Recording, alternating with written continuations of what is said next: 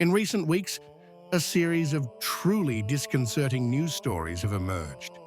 We're approaching a point of no return, and in this scenario, prophetic voices like Vigano's are speaking out. Like it or not, you can't ignore his words, because they could be the last warning before it's too late.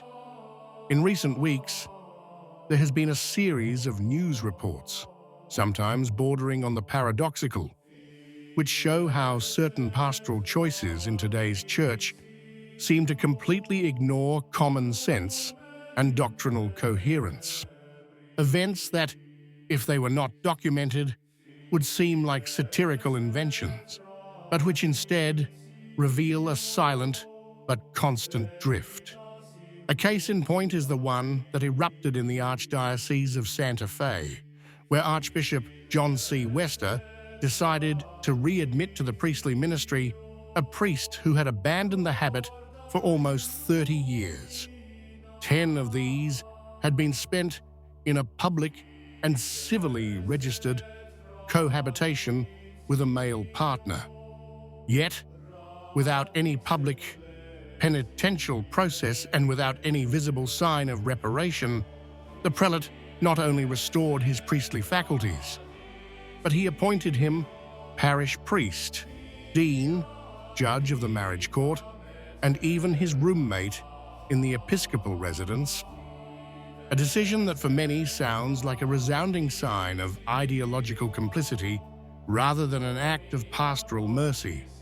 Faced with episodes like the one in Santa Fe, the voice of Monsignor Carlo Maria Vigano has returned to being heard, clear and sharp as a blade.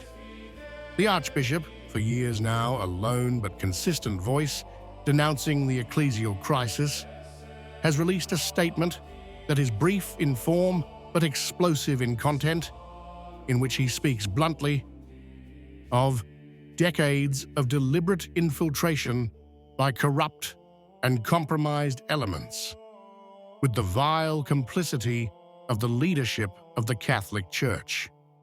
According to Vigano, this infiltration is not the result of random errors or a simple weakening of faith, but the result of a well-conceived strategy carried out with patience and determination aimed at ousting pastors faithful to doctrine from the hierarchy and replacing them with figures bent on compromise and the dominant ideology. In his opinion, the Church today finds itself with a part of the episcopate reduced to a lobby of heretics, more interested in protecting its own vices and maintaining its own power than in safeguarding the deposit of faith. But his denunciation doesn't stop at moral corruption or theological complicity. Vigano also highlights the other side of the coin, the criminal purge of priests and bishops faithful to the magisterium simply because they were a living warning against the new direction. Their mere presence, he says, dismantles the narrative of the new synodal church and reveals the devastating face of its internal occupation. And these are not unfounded accusations.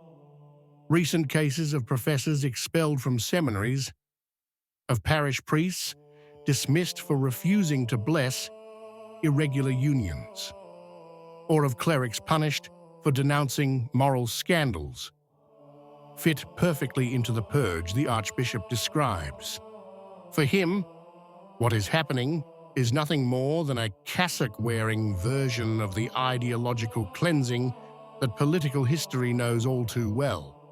Vigano's message, though opposed by progressive circles and ignored by many official bodies, continues to circulate among the faithful who see the current crisis not as a blip, but as a deliberate attack on the Church from within.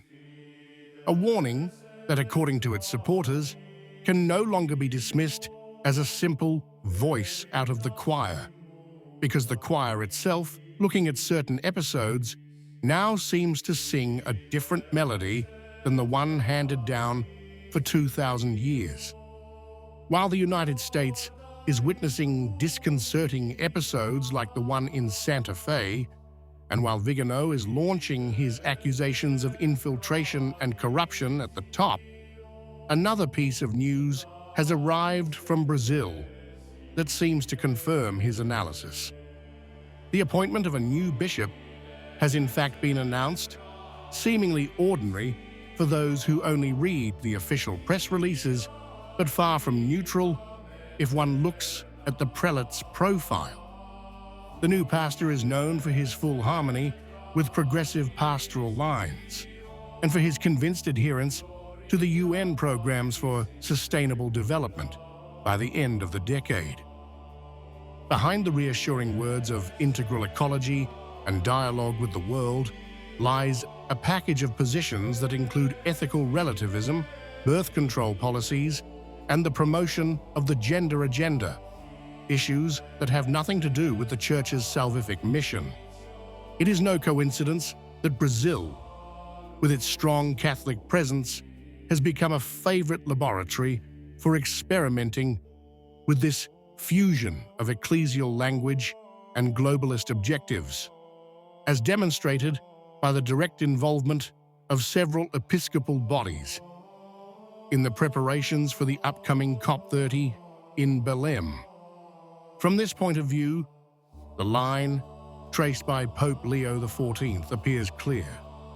If on the one hand, he reiterated from the first day the intention to build bridges, to foster dialogue, and to maintain a spirit of communion in the Church, on the other hand, the reality of recent months shows situations that, if not quickly corrected, risk undermining the very credibility of this project. The continuation of the synodal journey, praised and encouraged by the pontiff, can in fact coexist with an urgent need to intervene decisively wherever doctrinal deviations, questionable appointments, or pastoral attitudes that scandalize the faithful are observed. The Pope spoke of unity and listening.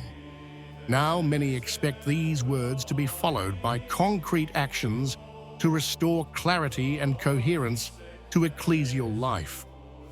Without a timely adjustment, the risk is that the message of dialogue will be perceived not as evangelical openness, but as tolerance towards what the Church, for centuries, has always indicated as incompatible with the faith. If on the doctrinal and pastoral levels, the expectations for a change of direction have already been put to the test, on the economic level, the Vatican faces an equally urgent challenge.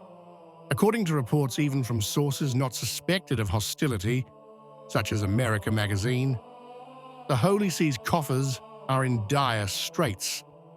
Despite Leo XIV's initial popularity, donations don't seem to be taking off, and the budget remains burdened by years of unsustainable expenses and projects. And among these, the investment of 100 million euros in a photovoltaic plant in Italy stands out.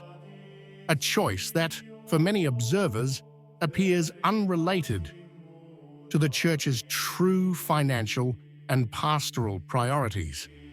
Solar energy may be a sign of environmental commitment, but when finances are already in the red, allocating such large sums to a project that doesn't guarantee immediate returns risks looking more like a symbolic gesture than an act of responsible management. Recent history teaches us that in the first months of a pontificate, donations to Peter Pence tend to increase, but in this case, the increase did not live up to expectations. The new pope thus inherits a complicated legacy, a financial system marked by chronic deficits, management scandals, and a decline in trust among many faithful. To regain ground, appealing to the generosity of Catholics will not be enough. Clear, transparent, strategic choices will be needed, consistent with the Church's mission. What do you think? If you liked the video, comment, Amen. God bless you.